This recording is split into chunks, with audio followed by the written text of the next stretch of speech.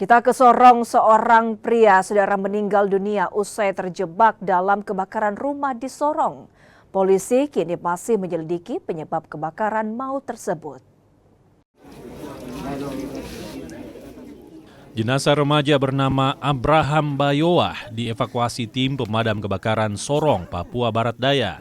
Remaja 19 tahun itu meregang nyawa usai terjebak dalam kobaran api saat kebakaran terjadi di sebuah rumah di Kompleks Klauyu, kilometer 12, distrik Sorong Timur.